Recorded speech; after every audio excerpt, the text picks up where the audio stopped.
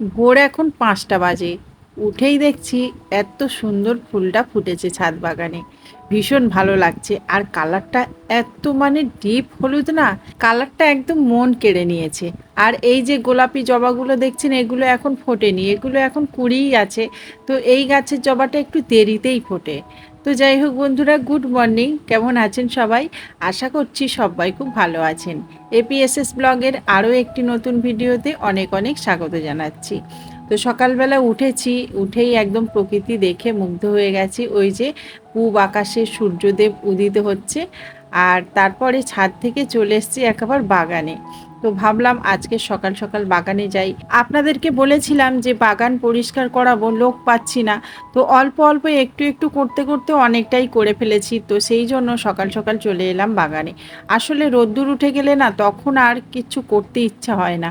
আর এখন এতটাই গরম পড়ছে, কি বলবো বন্ধুরা। তা সত্ত্বেও দেখুন চলে এসেছি বাগানে, আর এসেই দেখুন কতগুলো ঘাস একদম তুলে ফেলেছি। তারপর এখন কিন্তু অনেকটা বেলা হয়ে গেছে, রোদ্দুর মামাও উঠে গেছে, মানে সূর্য মামাও উঠে গেছে। তো আমি অনেকটা ঘাস তুলে ফেলেছি। এখন এই ঘাসগুলোকে একটা জায়গার মধ্যে জড়ো করছি। আর জানেন তো বন্ধুরা, সব কাজেই কিন্তু কষ্টকর, আর কষ্টের কাজ না করলে জীবনটা কি সেটা কিন্তু বোঝাই যায় না। জীবনটাকে খুব ভালোভাবে উপভোগ করতে গেলে সব কাজ করতে হবে, সব জিনিস জানতে হবে, তবেই কিন্তু জীবনটাকে খুব ভালোভাবে উপভোগ করতে পারবেন। তো যদি আপনারা বলেন যে এই ঘাস তোলার মধ্যে জীবনটা উপভোগ করার কি আছে, তো আমি বলবো না বন্ধুরা, সব কিছুর মধ্যেই কিন্তু জীবনটা উপভোগ করার একটা আলাদা মজা আছে। যদি আপনি কাজ না করেন তাহলে অলসতাকে কিন্তু আপনি জীবনসঙ্গী করে নেবেন। আর কাজ করলেই তবে কিন্তু বুঝতে পারবেন যে কাজ না করার মর্ম। তো যাই হোক, আমি এদিকে সকাল থেকে কিন্তু ঘাস উপড়েই যাচ্ছি, আর একদম তো জঙ্গল হয়ে গেছে, দেখতেই পাচ্ছেন। তো হাজব্যান্ডকে বলেছি যে আমাকে কিন্তু 4-5 হাজার টাকা দিতেই হবে। কারণ হচ্ছে এই যে জায়গাটা দেখছেন, এই জায়গাটা পরিষ্কার করাতে দুটো লোককে আমি ঠিক করেছিলাম। তারা বলছে যে 6,000 টাকা। আর একজন অবশেষে রাজি হয়েছিল 4,000 টাকাতে, কিন্তু সে তো এলোই না। আসবে আসবে করে 2-1 দিন আমি আসলাম, কিন্তু সে এলোই না। জানি না কি জন্য এলো না। তো যাই হোক, এত বড় একটা জায়গা আমি পরিষ্কার করছি। তো যদিও আমি এটা ইয়ার্কি মেরে আপনাদের সাথে বললাম, আমি কোনো টাকা নেব না, কারণ ঘরের কাজ করলে টাকা কি আর নিতে হয়? ঘরের কাজ তো, এটা তো আমাদের নিজেদেরই কাজ, তাই না? আর এই দেখুন আমি কিছু ওই দানাও এনেছি, তো ভেবেছি আজকের ঘাস পরিষ্কার করব, আর তার সাথে সাথে কিছু দানাও বসিয়ে যাব। আজকের পরের কিন্তু 4-5 হাজার টাকা বাঁচিয়ে দিলাম, তাই না বন্ধুরা বলুন? সংসার করতে করতে কখন যেন সংসারের মায়ায় পড়ে গেছি, কখন যেন সংসারে 2 পয়সা আয় উন্নতি হয় সেই দিকেই খেয়াল রাখতে শুরু করেছি। আর এই দেখুন বন্ধুরা, এতটা জায়গা পরিষ্কার করলাম, আর আমার অবস্থা দেখুন, একদম ঘেমে স্নান হয়ে গেছি। এখন তাড়াতাড়ি করে বাড়িতে চলে যাব, বাড়িও অনেক কাজ আছে। বাড়ি এসে এই যে দেখুন একটা কাজে চলে এসেছি। এই কাজটা অনেক দিন ধরে পড়েছিল। তো এদিক ওদিক কাজ করলে না তেমনভাবে মানে হাঁড়ি কড়াগুলো পরিষ্কার হয় না। তো অনেক সময় দেখেছি এরকম টাকর মারতেই পরিষ্কার হয়ে যায়, তেমন তো হয় না, এর পেছনে থাকে প্রচুর পরিশ্রম।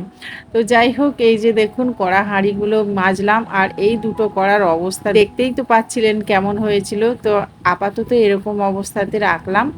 আর তারপরে এখন স্নানও করে নিয়েছি। তো স্নান করে আমি এখন প্রথম কাজ করছি, এই যে দানাগুলোকে ভিজিয়ে দিচ্ছি। কারণ কাল আবার যাব আমি বাগানে, তখন এই দানাগুলোকে বসাতে হবে। তো সেই জন্য না এই জলেতে ভিজিয়ে দেব। আর মানে কোনো সময় মনে থাকে, আবার মনেও থাকে না। সেই জন্য ভাবলাম এখন মনে আছে যখন, দানাগুলোকে ভিজিয়ে দিই। আর বাগানটাতে আমি এবছর ভেবেছি যে খুব সুন্দরভাবে চাষ করব। কারণ এত পরিশ্রম করে আমি এই ঘাসগুলোকে উপড়াচ্ছি, তো ফাঁকা ফেলে রাখলে কেমন একটা লাগে, তাই না বলুন বন্ধুরা? তো ওখানে একটু সবজি যদি হয় তাহলে নিজের সংসারেরও চাহিদা মেটে, আর বেশ ভালোও লাগে। আর নিজের হাতে মানে চাষ করে সবজি তুলতেও বেশ ভালো লাগে। তো সেই জন্য ভাবলাম যে কিছু দানা আমি এভাবে জলে ভিজিয়ে দিই। আর এই দানাগুলো কিন্তু কেনা নয়, ওই বটবটি দানাটা শুধুমাত্র কেনা, আর কলমি শাকের দানাটা কেনা আছে। তারপরে বাদবাকি দানাগুলো আমি কিন্তু ওই যখন কুমড়ো কিনি তখন ওই কুমড়ো থেকেই বের করে রেখেছি। তারপর পুঁই শাকগুলো এভাবেই করেছি, তারপর বটবটি কিছুটা এভাবেই করেছি। তো এই মানে দানাগুলো কেনা নয়।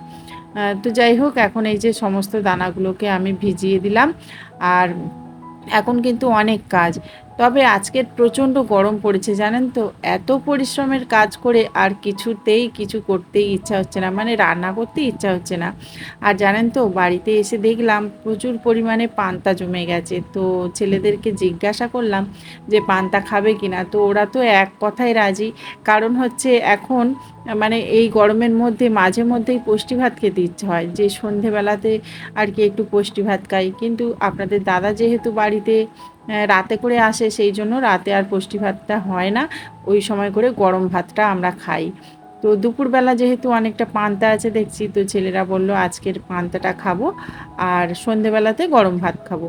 তো এই যে দেখুন, আসার পথে আমি একটু মাছ কিনে এনেছিলাম রান্নার জন্য, তো সেটাকেই এখন ভেজে রেখে দিচ্ছি।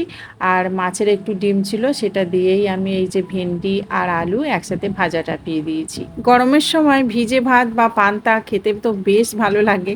আর এই দেখুন, পান্তা বেড়ে একদম রেডি করে রেখে দিলাম। তো সৌভিক সৌম্যকে অলরেডি বললাম যে তোরা খেয়ে নে, কারণ আমার এখন অনেকটা দেরি হবে। তো এখন আমার ভোগ জল দেওয়া হয়নি, সকালবেলার ভোগ জলটা অবশ্য আপনাদের দাদা দিয়ে গেছিলো, তো সেই জন্য আর সকালবেলাটা আমাকে দিতে হয়নি। তো এখনকার ভোগ জলটা দিতে তো হবে। তো সেই জন্য চলে এলাম আর ওদের দুজনকে পান্তা বেড়ে দিয়ে এলাম, ওরা খেতে বসে গেছে। সকালে যখন আমি বাগানে গেছিলাম তখন কিন্তু ভোগ জলটা আপনাদের দাদাই দিয়ে গেছিলো।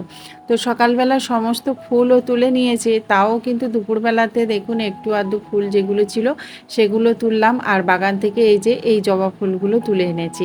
বাগানে ওই যে পাশেই একটা জবা গাছ ছিল, সেই গাছে তো দেখেছেন প্রচুর পরিমাণে জবা ফুল ফোটে। তো যেদিন করে যাই সেদিন না আমি মানে ফুলগুলো ফেলে রেখে আসি না, তুলে নিয়েই আসি। আর এখন যেহেতু দুপুর হয়ে গেছে, সেই জন্য এখন চিঁড়ের ভোগটা দিচ্ছি। সকালে আপনাদের দাদা ওই নকুলদানা, তারপরে একটু ওই ছোলা বাদাম এগুলো ভিজানো থাকলে এগুলো দিয়েই দেয়। আর আজকের আমি এখন দেব চিঁড়ের ভোগ, কারণ আজকের ভোগ টোগ তৈরি করব না। তো যেদিন আমি ভোগ তৈরি করি না বা করতে পারি না, সেদিন আমি কিন্তু এভাবে করে চিঁড়ের ভোগটা দিয়ে যাই। চিঁড়ের সাথে মিছরি বা বাতাসা এগুলোই দিয়ে থাকি। তো সেভাবেই আজকের ভোগটা দিলাম। আর মা এসেছিল এই তুলসী মঞ্চটাকে এখানে মানে রেখেছিল, তুলসী বৃক্ষে জল দিত। তো সেই জন্য এই তুলসী বৃক্ষটা এখানেই রয়ে গেছে। আর আজকের আমার ছাদ বাগানের গাছের জবা ফুল আর তাছাড়া ওই বাগানের জবা ফুল একদম ভর্তি হয়ে গেছে, ঠাকুরঘরটা একদম আলো হয়ে গেছিল। তো তারপরে আমি কিন্তু ওই পান্তা খেয়ে টানা 2 ঘন্টার ঘুম দিয়েছি। তো এখন দেখতেই পাচ্ছেন অনেকটা বিকাল হয়ে গেছে, সূর্যি মামা কিন্তু এখনও পাটে যায়নি, কারণ এখন দেরিতেই পাটে যাচ্ছে। আর প্রচণ্ড তাপ দিয়ে যাচ্ছে, সূর্যি মামা কেন যে এত রেগে আছে মানে বুঝতেই পারছি না। তো ভীষণ পরিমাণে তাপ দিচ্ছে এখন, মানে কিচ্ছু করতেই ইচ্ছা হচ্ছে না, ছাদে আসতেই ইচ্ছা হচ্ছে না। এমনকি স্নানের কাপড়টাও মেলিনি। তো এখন বিকালবেলা এই যে স্নান করার কাপড়টা মেলে দিচ্ছি। আর কিছু টুকিটাকি কাজ আছে, যেমন ধরুন ওই বাগান থেকে এনেছিলাম কিছু গাছ। তো ওখানে একজনের বাড়িতে না ওই স্বর্ণলতা বলে একটা গাছ আছে, যে গাছে ছোট্ট ছোট্ট ফুল হয়। তো সেই ফুল গাছটা আমি এনেছি, তো সেটাই এখন বসাবো। আর তাছাড়া বাগান থেকে এনেছি আমি পান গাছ। আমার এই বাড়িতে না যতবার আগে পান গাছ লাগিয়েছি ততবারই না মরে গেছে, কেন জানি না এই বাড়িতে পান গাছটা হতেই চাচ্ছে না। তো এবারে সেই জন্য এনে ভালোভাবে ঠিকঠাকভাবে আর কি যত্ন আত্তি করে বসাবো, দেখি হয় কি না। তো এই যে কয়েকটা স্বর্ণলতা গাছ আমি বসিয়ে নিচ্ছি, আর তারপরে ওই যে পান গাছগুলো বসাবো। আর ওই যে ঝুড়িতে দেখতে পাচ্ছেন যে আমার কয়েকটা কুমড়োর ডাঁটা আছে, ওটাই এখন বসে বসে কাটবো। আর ছাদ বাগানে যতটুকু সময় পাই তো এখানে কাজ করি। আর তাছাড়া ওই বাগানেও এখন সময় দিতে হচ্ছে, সেই জন্য বন্ধুরা অনেকটা সময় আমার মানে কেটে যাচ্ছে এভাবেই। আর এগুলো করতে ভীষণ ভালো লাগে। আর বর্ষার সময় সবজি না চাষ করলে ভালো লাগে না জানেন তো, সেই জন্য আমি কিন্তু একটু টুকিটাকি চাষবাস করছি। আর আমি তো এইসবই কাজ করে থাকি, সেই জন্য কিন্তু আপনাদের সাথে এই সব কাজই শেয়ার করব। কারণ সবাইয়ের জীবনধারা তো সমান হয় না, অনেকে অনেক রকমভাবে জীবন ধারণ করে।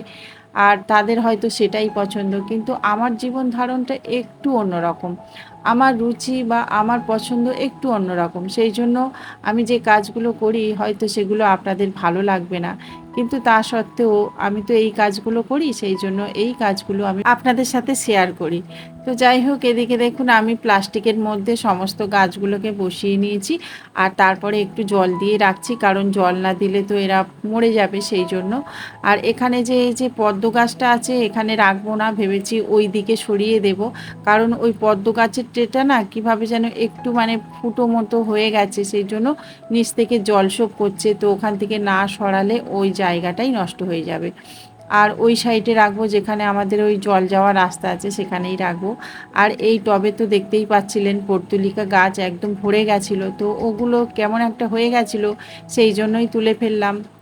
তো এই যে নিয়ে চলে এসেছি এই পর্দের ট্রেটা, আর এখানেই রাখলাম, কারণ এখানে সবসময় ভিজে ভিজে থাকে, এখানে এই যে কল আছে এখানে জল থাকে সব সময়, এখানে জল পড়লে অসুবিধে নেই। প্রতিদিনই ছাদে আসি কিন্তু এদের সবসময় লক্ষ্য করা মানে হয়ে ওঠে না। তো এই গাছগুলো দেখুন কেমন একটা হয়ে গেছে, ফুল দিচ্ছে না, সেই জন্য এভাবে করে কেটে দিচ্ছি। এখন এরা ফড়কি ছাড়বে তারপরে কিন্তু আবার বেশ সুন্দরভাবে ফুল দেবে। তো কিছু কিছু গাছ এরকমভাবে কেটে দিতে হয়, তাহলে কিন্তু ভালো ফুল দেয় পরে। আর বর্ষার আগে যদি কাটিংটা করে দেওয়া হয় তাহলে কিন্তু নতুন মানে ছোট ছোট ফড়কি ছাড়তে অসুবিধে হয় না। আমি ভেবেছি ওই জবা গাছগুলোও কিছু কিছু কাটিং করে দেবো, তবে আজকের আর দেবো না, পরে একদিন দেব। তো এখন আমি এই যে সবজিটা কাটতে বসলাম, না হলে সন্ধে হয়ে যাচ্ছে সেই জন্য। তো আজকের এখানেই কিন্তু ভিডিওটা শেষ করেছি বন্ধুরা, আশা করছি আপনাদের ভালো লেগেছে। ভালো লাগলে অবশ্যই লাইক কমেন্ট শেয়ার করবেন আর সাবস্ক্রাইব করে পাশে থাকবেন। নমস্কার।